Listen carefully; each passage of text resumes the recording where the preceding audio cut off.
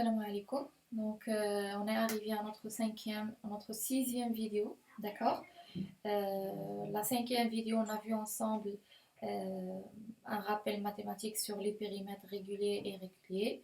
Et on a dit, c'est surtout pour les périmètres irréguliers que on a besoin de faire une décomposition de la forme, d'accord?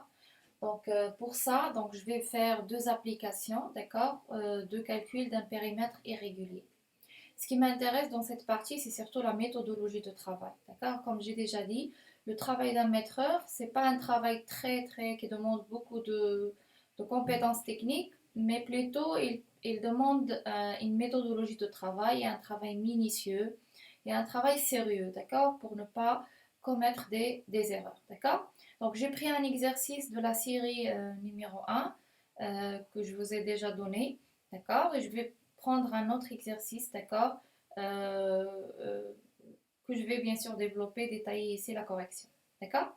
Donc, j'ai pris cet exercice. Donc, cet exercice, il montre un croquis, d'accord, d'une clôture provisoire. Donc, ça, c'est quoi? C'est une clôture provisoire. Une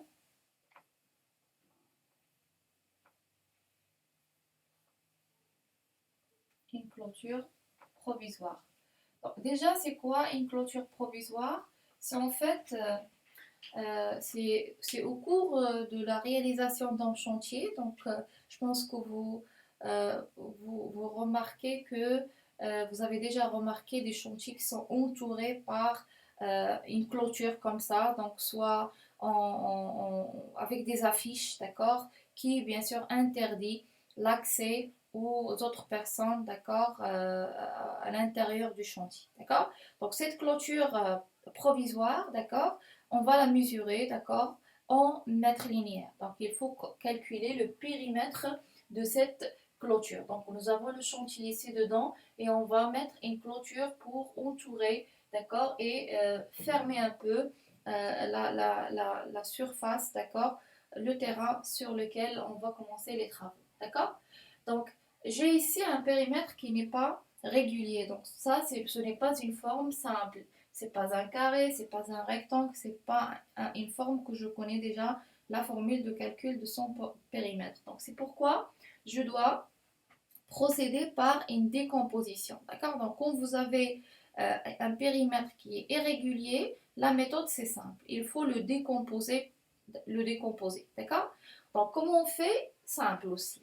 Donc j'ai cette clôture. Donc je vais commencer par un point, par exemple, de démarrage. Donc, je marque mon point de démarrage qui est, par exemple, là. D'accord. Et je recommande vraiment de mettre les lettres. D'accord. Donc, ça permet de ne pas oublier, surtout pour les débutants. D'accord. Donc, vous allez mettre ici grand A. Ici, nous avons B. Ici, nous avons C. Bien sûr, j'essaie de remarquer ici que nous avons une ouverture ici, donc que la ligne ne continue pas. D'accord. Pourquoi ne continue pas? Parce que donc, ici, c'est un accès. D'accord. Donc, c'est l'accès au chantier. L'accès, c'est la porte où les camions et les engins peuvent entrer et sortir du chantier. D'accord. Donc, bien sûr, je ne vais pas continuer C jusqu'à D, mais je dois m'arrêter à ici. Donc, j'ai D, ici c'est E, ici c'est F, ici c'est G, et ici c'est H. D'accord. Donc, calculer le périmètre, d'accord, calculer au calcul du périmètre total, il revient du périmètre total, d'accord, P total, c'est quoi, d'accord. C'est en fait sigma, c'est la somme des différentes distances, d'accord. Donc j'aurai le périmètre total, P, est égal à quoi? Donc c'est AB plus BC plus CD plus DE plus EF plus EF, non, pas plus DE, d'accord. Donc je n'ai pas DE. D'accord, je n'ai pas de DE. Donc, DE, c'est Il n'y a pas de, d'accord? C'est pas une ligne continue, donc ici, il y a un accès. Donc c'est CD plus EF, d'accord? Plus EF, plus FG, plus FG, et bien sûr plus GH, et plus bien sûr HA. D'accord? Donc c'est ça le périmètre total. C'est AB plus BC plus CD plus, D plus EF plus FG plus GH et plus HA. D'accord? Maintenant pour le calcul. Donc, je peux remarquer qu'il y a des longueurs qui sont rectilignes, qui sont simples à calculer. Par exemple AB. Donc AB c'est égal à 18. D'accord? Donc je ne vais pas me tarder là-dessus. Je ne vais pas faire de calcul pour AP. Je vais aller directement vers les distances qui demandent un calcul à part. Par exemple, BC ici, d'accord, elle est inconnue. D'accord? CD, elle est connue. EF connu. Bon, EF et CD, donc je peux calculer ici, j'ai l'ouverture, je pense. Et si je me rappelle, d'accord, j'ai l'ouverture ici est égale à. Attends. J'ai l'ouverture ici de 4,40. D'accord? Donc ici, j'ai un accès de 4,40 mètres. Oui, c'est de 4,40. D'accord? Donc, j'ai EF aussi, donc c'est facile. EFG, non. D'accord? Donc, c'est une longueur oblique. D'accord? Et AH, c'est aussi une longueur oblique. D'accord? Donc, je vais aller directement vers les cotations qui demandent un calcul spécial. Donc, BC. Pour calculer BC, donc, comme on a dit précédemment, que pour les longueurs obliques qui sont inclinées, j'ai trois façons de faire. Donc, soit la méthode de Pythagore, soit la formule de Pythagore, soit les formes trigonométriques, soit en fonction de la pente, si j'ai la pente. Donc, c'est en fonction des données que j'ai. Donc, je remarque ici, est-ce que j'ai un angle? Non. Est-ce que j'ai un pente? Non. Mais j'ai des cotations. J'ai un triangle rectangle, d'accord? Donc, je vais utiliser la formule de Pythagore. Donc, j'aurai BC, c'est quoi? C'est en fait la racine carrée BC. Donc, vous allez imaginer ici un rectangle, un triangle, pardon, rectangle ici, ici. Donc, vous avez BC, c'est quoi? C'est sigma de BO au carré plus OC au carré. Donc, c'est 6 au carré plus 4 au carré. D'accord? 4 au carré. Donc, je vais faire l'application numérique. Donc, j'aurai racine 6 au carré plus 4 au carré. D'accord? Donc, ça donne 7,21 mètres. Donc, c'est réglé pour BC. D'accord? Donc, je vais aller vers FG. Donc, FG aussi, c'est une longueur qui est oblique. Donc, la méthode aussi, c'est toujours Pythagore. Donc, j'ai les cotations. D'accord? Ici, encore O. D'accord? Donc, j'ai la cotation de là à là et j'ai la cotation de là à là. Donc, je peux tirer FG. Donc, j'ai FG est égal à quoi? Est égal à la racine carrée de 8,4 au carré plus 3,6 au carré. D'accord? Donc, l'application numérique me donne 8,4 au carré plus 3,6 au carré. Ça.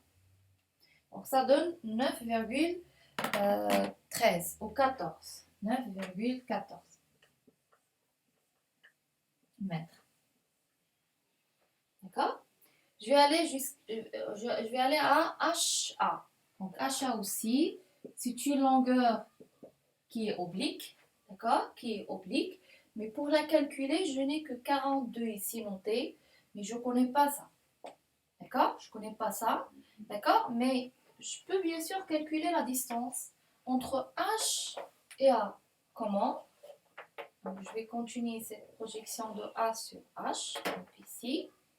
Donc, comment je peux savoir cette cotation-là? Je vais mettre ici O encore.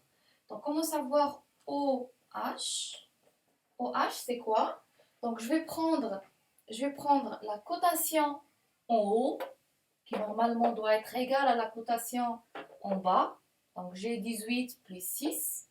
18 plus 6. Donc, j'ai AO ici est égal à OO. D'accord? OO ici.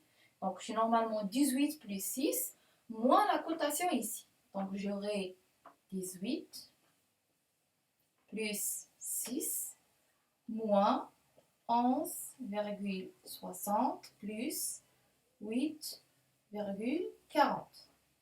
Donc, j'ai pris la cotation ici. Normalement, c'est égal à la cotation ici, de OO ici. Et je vais soustraire les deux cotations pour sortir la valeur ici. D'accord? Donc, je fais l'application numérique. Donc, j'aurai 18 plus 6, ça donne 24. Donc, ça donne 24. Moins 11,6 plus 8,4. Donc ça donne 4. D'accord? Donc GOH est égal à 4 mètres. D'accord? Donc j'ai trouvé OH ici, 4. D'accord? Donc je vais appliquer Pythagore toujours. Donc ça serait la racine carrée de quoi? De 42 au carré. 42 au carré plus 4 au carré. 4 au carré. D'accord? Donc ça donne racine 42 au carré plus 4 au carré.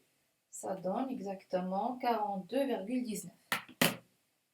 42,19 mètres. D'accord? Et je vais faire mes calculs. D'accord? Je vais faire mes calculs. Donc, je vais revenir à la formule P. Donc, j'aurai P égale, donc, P est égal à B, donc égal à 18,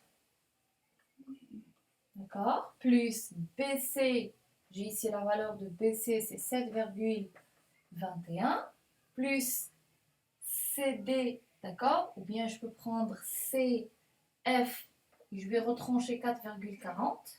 Donc j'aurai 34 plus 34,40 moins 4,4. D'accord? 4,4. Donc de là à là, 34,4 moins 4,40. D'accord?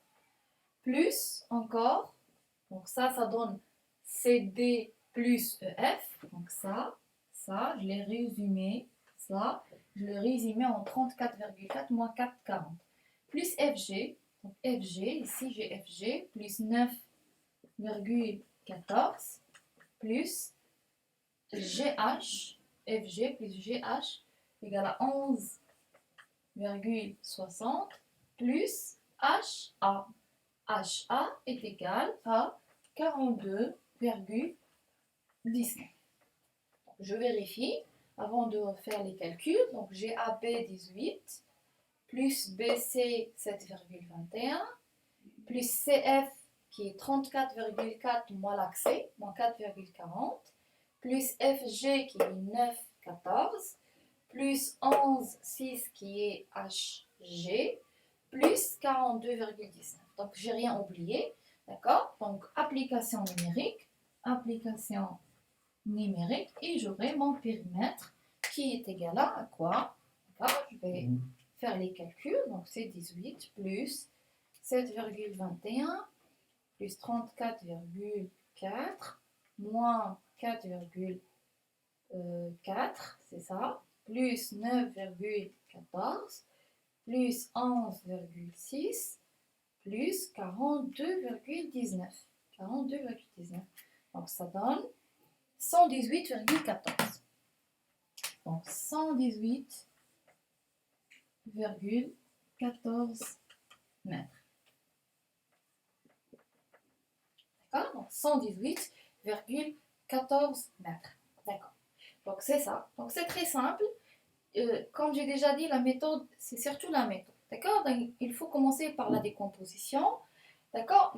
Je vous conseille, d'accord, de ne pas faire les calculs comme ça linéaires. Dans une seule ligne, tu calcules BC, tu calcules FGHA dans la même ligne. Non. Essayez de séparer les choses. Donc, tu prends le périmètre total et après, tu te concentres sur chaque tronçon euh, pour le calculer correctement. Et après, tu reviens pour faire la somme. Ça, c'est très important parce que des fois, quand on fait les calculs dans une seule ligne, on se trompe, d'accord, on oublie quelque chose avec les calculs. Si tu as un plan réel, donc tu auras beaucoup de points quand même, ça c'est simple, d'accord. Donc il y a vraiment un risque important de se tromper, de commettre des erreurs, d'accord. Et comme on a dit, on ne veut pas faire des erreurs, d'accord, parce que le maîtrise c'est la valeur que tu trouves, c'est ça l'important. Donc c'est pas vraiment la méthode. La méthode c'est pour toi, pour te faciliter la tâche. Mais c'est surtout, il faut que la valeur soit juste. Et pour qu'il soit juste, il faut bien sûr faire le minimum de calcul, d'accord. Et bien sûr être très minutieux, très concentré en calculant les choses, d'accord. Donc juste un point par rapport aux valeurs que je trouve en mètres. Donc vous allez remarquer qu'à chaque fois je trouve des valeurs, d'accord, plus. Donc j'ai normalement plus de chiffres après la virgule. Donc je tranche moi, d'accord. J'arrondis le chiffre. Donc comment je fais? La règle, c'est quoi? Donc la règle, c'est quoi? C'est que quand tu calcules une quantité en mètres, c'est-à-dire une longueur et une distance, d'accord? Donc il faut arrondir jusqu'à deux chiffres, d'accord? Deux chiffres après la virgule. Donc, deux chiffres après la virgule. C'est-à-dire, si j'ai par exemple le cas ici, je trouvais combien normalement? Donc, je vais reprendre. Je trouvais normalement 6 au carré plus 4 au carré. Donc normalement, j'ai trouvé que c'est, BC par exemple, j'ai trouvé que c'est 7,2, 1, 1, 1, 0, 2, ainsi de suite. D'accord? Donc, pour donner la valeur de BC, la règle dit, c'est une règle qu'il faut bien sûr respecter. La règle dit qu'il faut s'arrêter au 12e chiffre. Bon, le deuxième chiffre, ça veut dire que après la virgule, donc tu as le chiffre ici avant la virgule et tu as après la virgule ici. D'accord? Donc tu as le premier chiffre, c'est 2. Tu as le deuxième chiffre, c'est 1. Normalement, il faut s'arrêter à ça. D'accord? Mais, le deuxième chiffre, il va varier en fonction du troisième chiffre. C'est-à-dire, si tu as le troisième chiffre, ce chiffre-là, s'il est inférieur ou égal à 5, voilà. S'il est inférieur strictement à 5. S'il est inférieur strictement à 5, c'est-à-dire j'ai 1, j'ai 2, j'ai 3, j'ai 4, je fais quoi?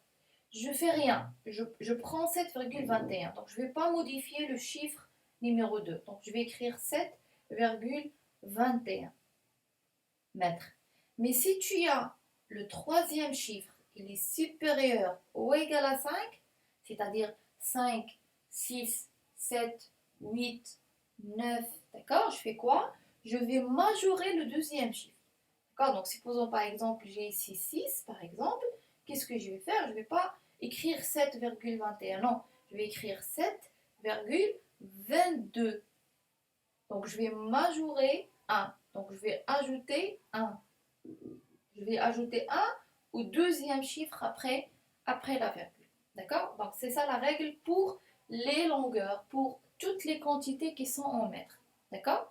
La même règle aussi s'applique pour la quantité mètre carré, pour les surfaces aussi.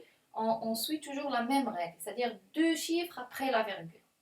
Mais en mètre cube, quand tu calcules un volume, mètre cube, ou bien tu vas calculer un poids, kilogramme, d'accord, ou tonne, il faut aller jusqu'à troisième chiffre. Troisième chiffre. Au lieu de deuxième chiffre, tu vas aller jusqu'à troisième. Et normalement, la même chose, le quatrième chiffre va changer, d'accord? Va changer le troisième chiffre. Donc la même règle. Si votre quatrième chiffre, il est inférieur à 5, vous n'allez rien faire. Si vous avez le quatrième chiffre supérieur ou égal à 5, vous allez rajouter 1 au troisième chiffre. D'accord? Donc ça, c'est une règle, d'accord, qu'il faut respecter. D'accord? Donc c'est tout pour la première application. On va faire une deuxième application après.